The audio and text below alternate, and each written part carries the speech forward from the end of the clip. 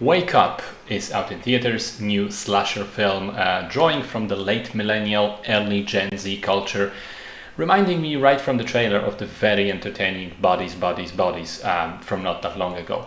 Unfortunately, this one isn't quite at the same level. While there is certainly some potential, the end result is unfortunately shaky and uneven. The story follows a group of animal rights activists who lock themselves in a furniture store, effectively IKEA, for the night, spray painting the inventory, demolishing stuff, and generally implementing various ways of protest by vandalism. But it turns out one of the security guards on the night shift is a weird, wacko, primitive hunter with anger management issues who quickly unleashes his inner psychopath and begins violently hunting the activists. So that premise, I think, is really fun. I know I myself used to sometimes daydream about being what it would be like to be locked in a supermarket or a furniture store and potentially like fighting zombies there using what's available. This is something along those lines, or rather, it could have been. The unfortunate part is that the film feels very small in scope. I'm sure it had to do with limited budget, as is typically the case with slasher films. But essentially it takes place in like 3 rooms.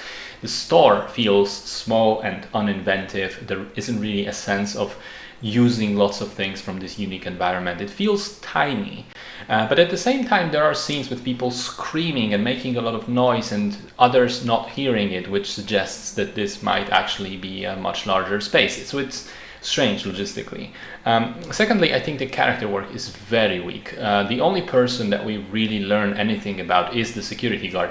All the kids have at best tiny semblances of personality. Like, we learned that one dude likes one of the girls. And that's it. And even that aspect never really comes up ever again or plays any role in how the events shake up.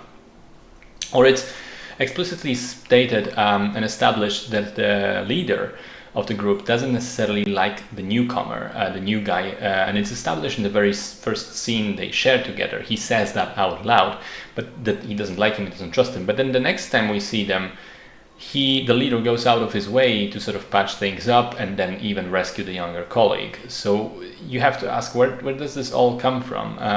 In general, I think I would care much more about these people being killed off if I knew anything about them, but I don't, so it's kind of meaningless. The death scenes didn't impact me at all.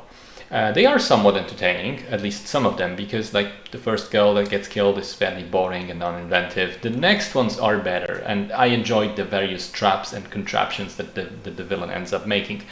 Aside from that, there are some things that make no sense plot-wise.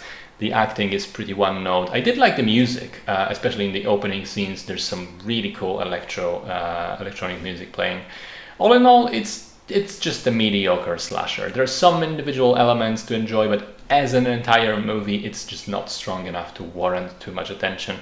If you're hungry for a current generation slasher that is actually good, go check out Bodies instead.